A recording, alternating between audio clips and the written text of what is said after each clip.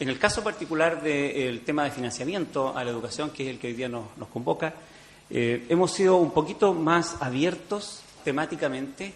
Ya es bastante focalizarse en el tema de financiamiento y, por lo tanto, nuestros tres presentadores, que después los van a ver ustedes, tienen, por decirlo así, más libertad para enfocarse en los distintos niveles o aspectos del tema del financiamiento.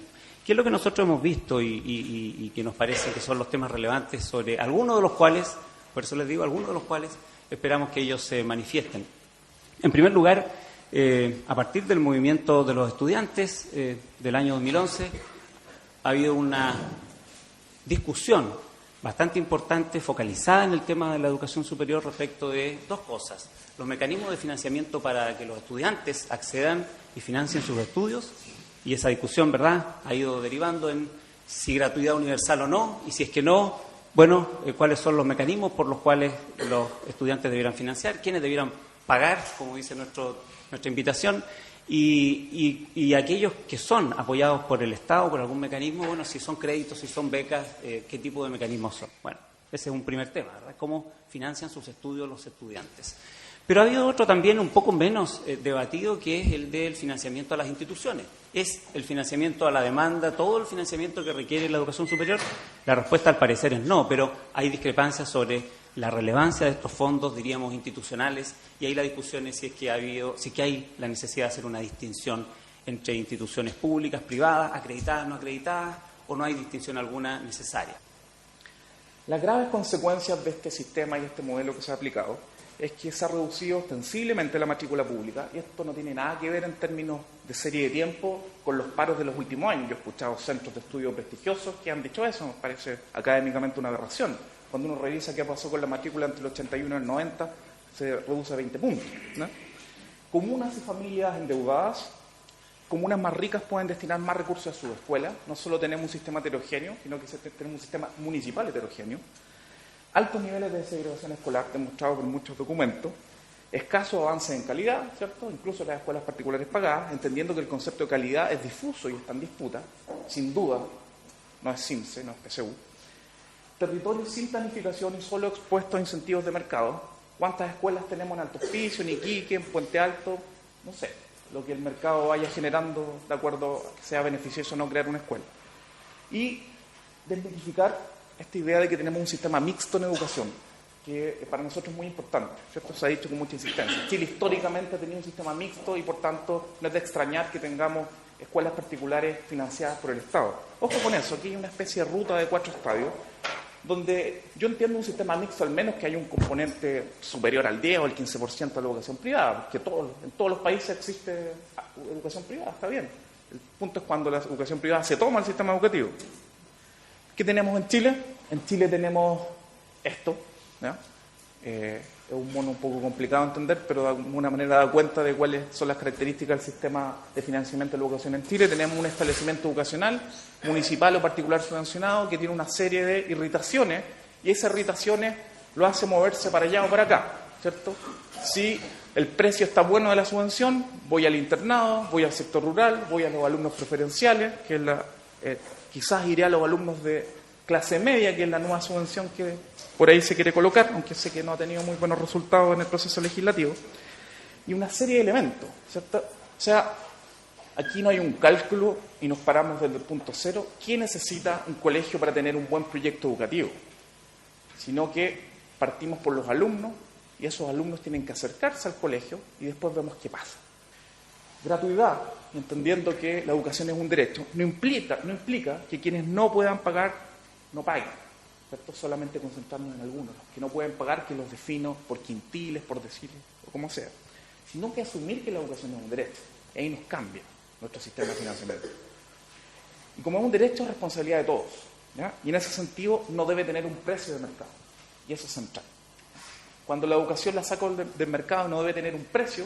Yo me concentro en financiar a las instituciones de distintas maneras. Gratuidad, financiar a las instituciones, no subvenciones, no becas, no créditos. Que los más ricos es injusto que paguen más, eso no es correcto, ¿cierto? Como es responsabilidad de todos, esto se financia con impuestos progresivos, y con impuestos progresivos, un sistema tributario bien estructurado, no como el que hoy día tiene Chile, los más ricos pagan más y aportan más como debe ser. No hay realmente alguien que pudiera decir educación gratis. Eso no existe y por eso la convocatoria acá es quién va a pagar finalmente. O sea, alguien tiene que pagar y la pregunta que a mí me parece interesante y que podríamos ordenar el debate es si lo va a hacer el beneficiario o lo va a hacer no el beneficiario, por ejemplo, mediante una reforma tributaria. Hay que tener en cuenta que el Estado no produce dinero, lo recolecta, o sea, alguien lo va a pagar. Supongamos que queremos completo acceso y la mayor progresividad de la distribución de ingresos, las dos cosas. Digamos, ahora, no supongamos, porque si no me quedo sin argumento, de que un objetivo que la educación superior sea gratis, porque si el objetivo es que la educación superior sea gratis, entonces, bueno, ese es el objetivo. Pero digamos que lo que queremos es equidad y acceso. Esto es una tabla que solo muestra que, si bien es cierto, el decil de ingreso más pobre, el 1, ha aumentado fuertemente su acceso a la educación superior, está pero requete lejísimo de los deciles más ricos que están sobre representados en la educación superior. O sea, si usted va a dar educación superior gratis, le va a llegar preferentemente a la gente más rica. Eso es un dato. Le veo muchos aspectos positivos al financiamiento compartido, pero la discusión está prácticamente zanjada. ¿Para qué vamos a decir una cosa por otra? Digamos, mientras la expresidenta Bachelet ha dicho derechamente que quiere terminar el financiamiento compartido, una entrevista a la candidata Matei ha planteado que ella ve con muy buenos ojos y promueve la idea de un subsidio muy importante, una subvención muy importante, adicional a la existente, condicionada a que las escuelas no cobren.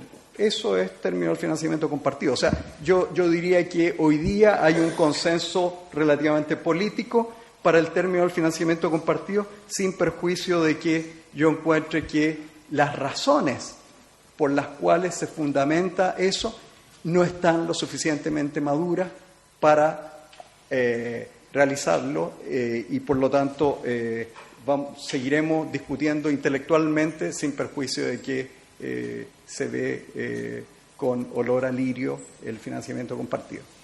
La situación que vive el país, a mi juicio, hoy día es como una olla a presión. Una olla a presión donde tiene 3 válvulas y las 3 están cerradas. Desigualdad de ingreso es una, movilidad social es la segunda y el diseño de nuestro sistema educativo es el tercero. Lo que ustedes tienen acá es cuál es el ingreso promedio en el mundo laboral cuando las personas tienen 30 o 40 años, es decir, ya se han estabilizado en el mundo del trabajo, no es su primer empleo, ¿ok? Probablemente están en la situación de estabilidad laboral, pero eso está correlacionado en esta figura con la educación de los padres. ¿Okay? Es decir, generalmente la economía, y en particular la economía laboral, te enseña que tus ingresos dependen de tu nivel de escolaridad. ¿Okay? Esta pregunta, esta figura les muestra tu nivel de ingreso, pero con la escolaridad de tus padres. ¿Okay? Y lo que este gráfico muestra es que en Chile la cuna importa e importa muchísimo. ¿De qué calidad hablamos? Cuando se fija la subvención, o cuando estamos en la discusión actual respecto a qué reforma educacional tú quieres soñar, y cuando tú revisas esta discusión, por ejemplo, respecto al lucro en el sector escolar, universitario, etcétera, generalmente la gente te dice, no, lo importante es la calidad. Los dirigentes estudiantiles te dicen, no importa la calidad. Todo el mundo te habla de la calidad. ¿Cuál es la calidad de la cual estamos hablando? ¿A qué escala la definimos? ¿Es la escala del colegio B106 en La Granja? ¿O es la escala de calidad de la Alianza Francesa? ¿Cuál es la escala? ¿Cuánto me cuesta uno? ¿Cuánto me cuesta el otro? ¿Cuánto esfuerzo le va a poner a uno? ¿Cuánto esfuerzo le va a poner al otro? Esa discusión está ausente. Imagínense un mundo donde ustedes en cuarto básico son capaces de identificar una brecha. Por ejemplo, a través del CIMSE, ustedes pueden ver el punto azul, el puntaje promedio en niños de colegios públicos, rojo subvencionado, verde sector particular pagado. Lo que nosotros estamos entendiendo después de todo este análisis es que estas brechas que tú observas ya en cuarto básico se mantienen durante todo el ciclo escolar, se mantienen en el mercado laboral y eso explica desigualdad de ingreso y baja movilidad social, pero la mala noticia y lo que nos tiene que hacer pensar es que eso no ocurría en el origen.